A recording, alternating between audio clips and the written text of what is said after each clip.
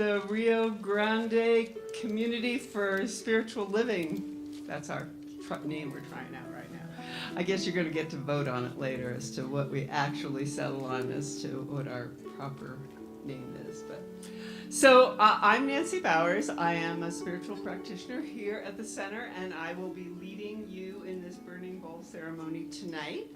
I'm going to begin with an opening prayer, but before I do that, I'd like to explain to you what our process is going to be tonight, so that, because I didn't print programs, because I just do what Spirit tells me to do. Or that's my excuse anyway. So we're going to start with an opening prayer, then we're going to have a couple of readings, and then we will have the unity explanation of what the burning bowl ceremony is, so that you are familiar with what the process is and what we're trying to accomplish here, which is basically let Spirit run the show. Then we will have a short meditation. It'll probably be about 10 minutes. In that meditation, I will invite you to release everything, and if there is anything that comes up at that time that you just cannot release in your meditation and you need to have a physical expression of that release, please write it down. At the end, once we have all completed our writing, we're going to go outside. I'm going to ask you to please go out single file and to keep the meditative state that we're in going, so that the reverence continues. And one by one, throw your piece of paper into the burning bowl that we will have outside that Mike Hacker is manning for us. And hopefully we don't burn the place down, but we do burn up all of your things that you just need to let go of. And after that, we will have an affirmation and then head out to our New Year's. So with that, I'm going to start us with an opening prayer.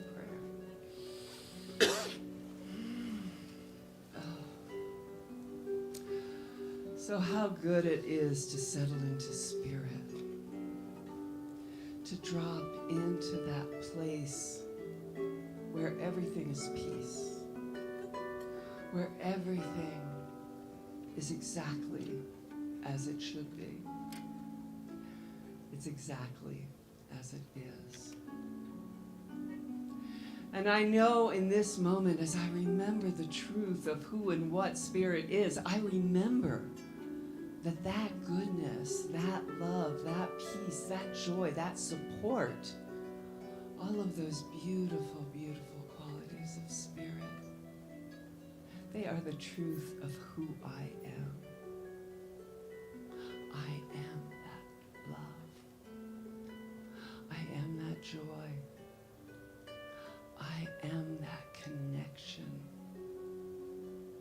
And I am so grateful to know that what is true of me is true of each and every person here. For we are all the divine expressing. We are all here to be the truth of who we are, which is so beautiful, so breathtakingly lovely, that Spirit is wowed by our presence. And so in this moment, I invite you into that space of remembrance, that place where you know the truth of who you are, and you are ready to let go of all that isn't that truth. And we take this time to reflect and know that that truth does not, that truth that seems to be encountering something other than our real truth, all that ego, all those masks that we wear, all that time that we adjust ourselves to be accepted, all of that falls away easily and effortlessly tonight as we revel in our truth, as we revel in that love of Spirit. And so I'm so grateful for this time together. I'm so grateful for this opportunity to release and let go and allow Spirit to run my life. So knowing that is perfect, I invite you all to join me in saying, and so it is. Amen.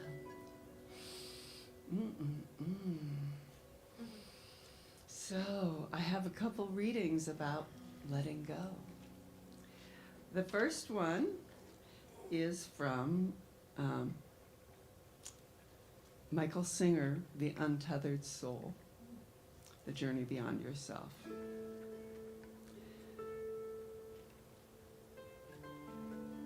I want to make sure I'm on the right thing. Okay. The exploration of self is inextricably interwoven with the unfolding of one's life. The natural ups and downs of life can either generate personal growth or create personal fears. Which of these dominates is completely dependent upon how we view change. Change can be viewed as either exciting or frightening.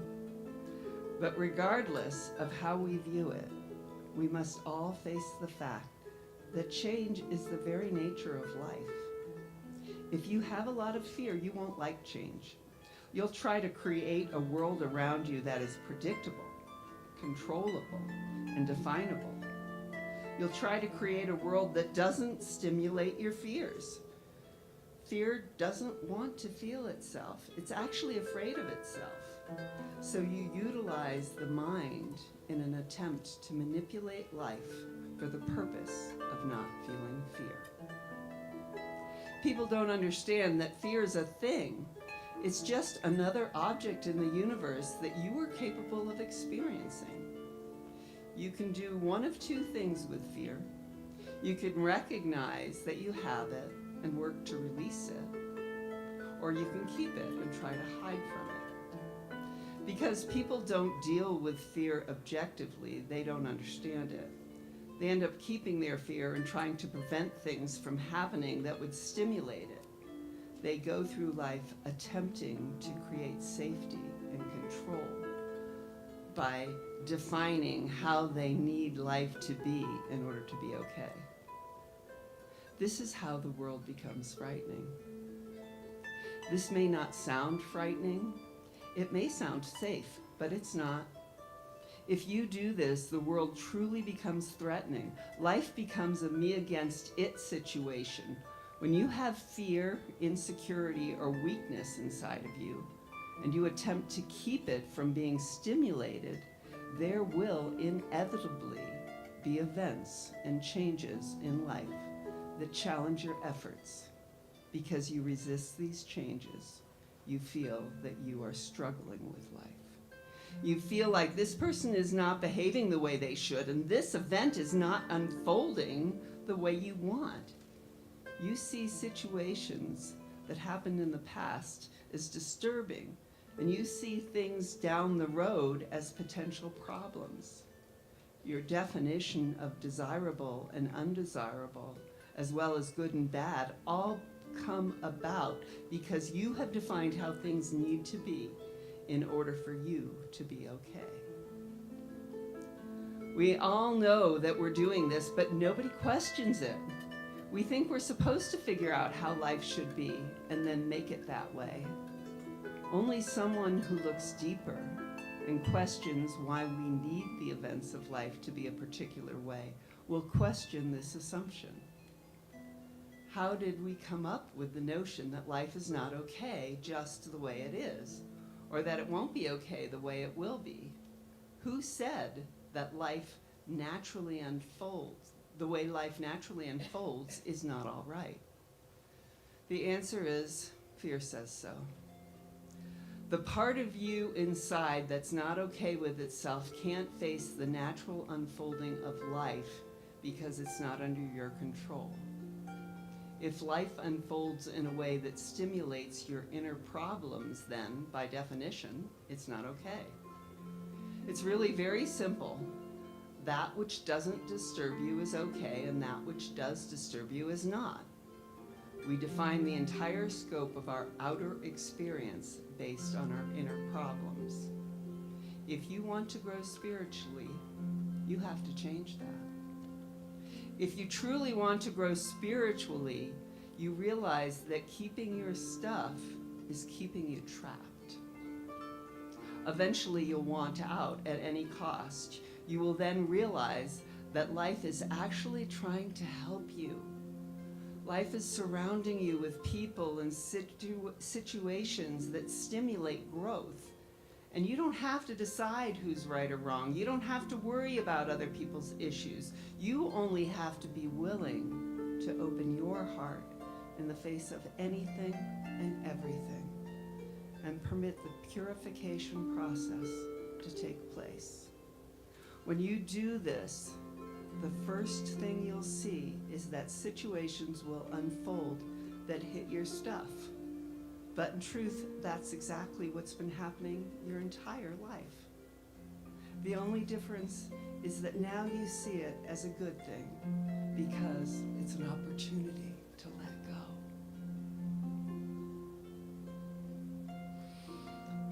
And our other reading, which I love that. Nancy, here we go.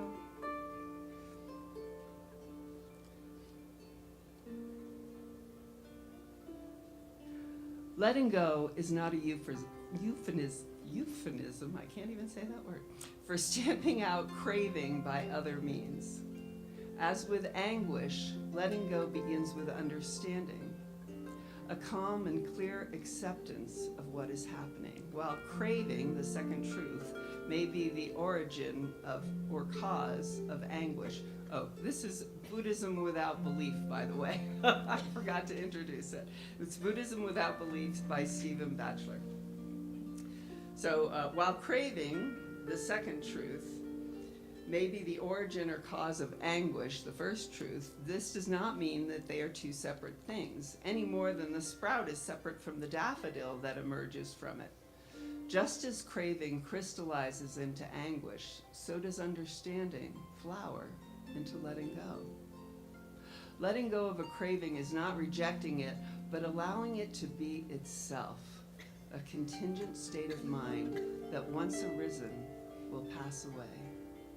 Instead of forcibly freeing ourselves from it, notice how its very nature is to free itself.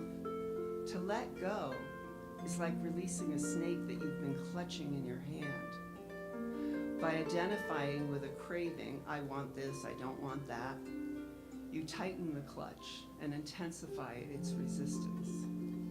Instead of being a state of mind that you have, it becomes a compulsion that has you.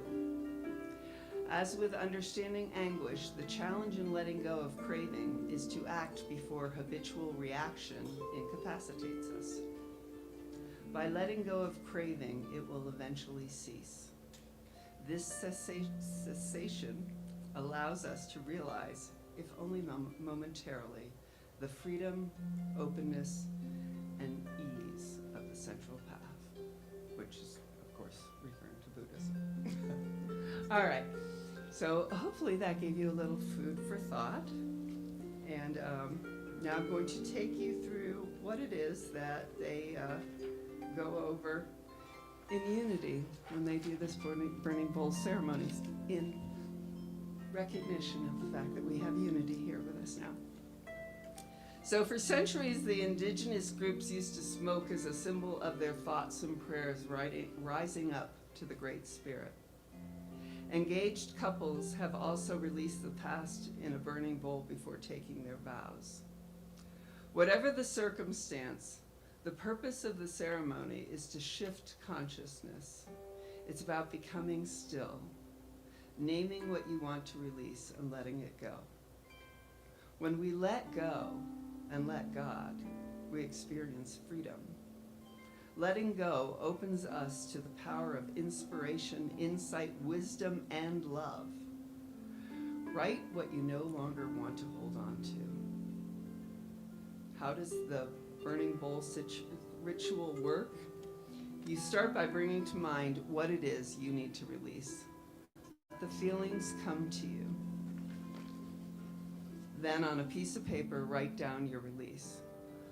Letting go begins the moment you put pen to paper. It is your conscious awareness that begins the activation of the release of problems, thoughts, and things from your life. Describe the events as much or as little as you want. It can be as simple as a name or a word, or more in depth. Let your heart open to the flow as it releases old wounds, negativity, and unhealthy thought patterns. And then visualize the smoke taking your thoughts. So I'm going to lead us in a little meditation now, and then we were going to go into silence. I can't see anybody with glasses on. Strictly for here. And then when everyone looks complete and they've finished writing, then we are going to file outside and drop in all the things we want to release. And if you want to say a silent prayer when you put the paper in the flame, do that. Okay. So I invite you to close your eyes and sink down into that space. That space where spirit knows everything, where you're connected, where the doubts fall away, where the anxiety ceases. You're being cradled by the One. Your life is filled with too much hurt, too much hurry, too much stress. Just for a moment, let all of that go. There are many machines vying for your attention with rings, beeps, blinks, bells, whistles, constant.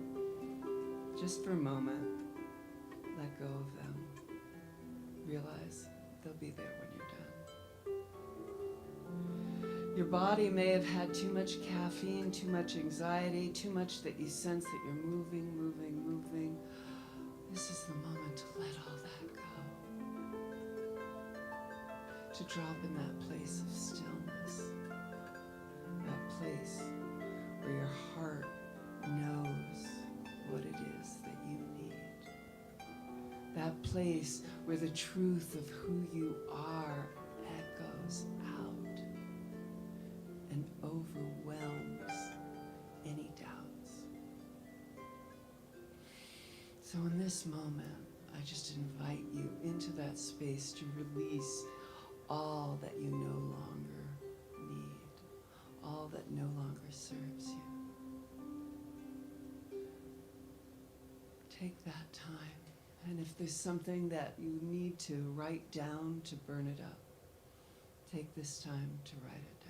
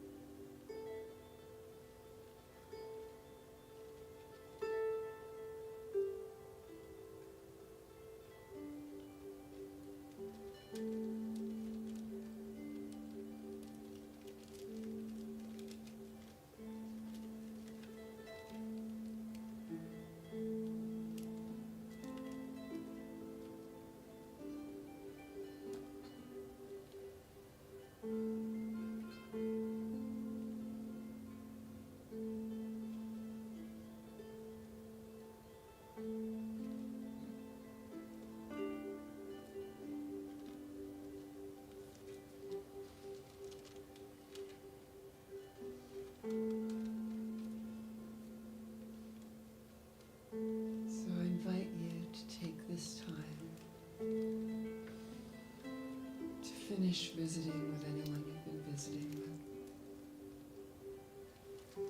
To let go of this moment and come back to this waking moment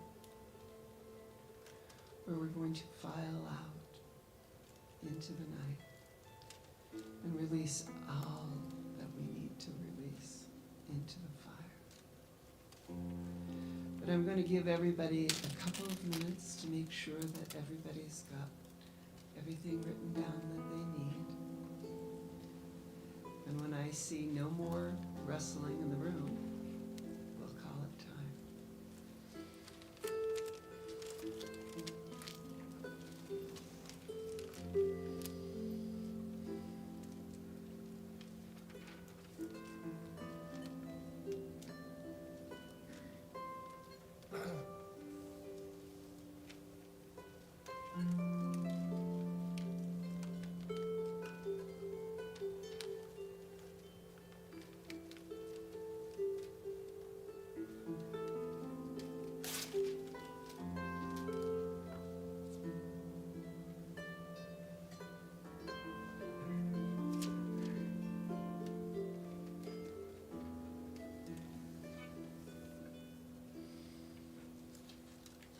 Okay, so it looks as if everyone has completed.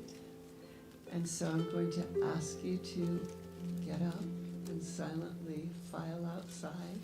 And I can see that the fire is going, so. And say a little prayer. And then if you want to wait till we're all there, we will say a closing prayer and an affirmation and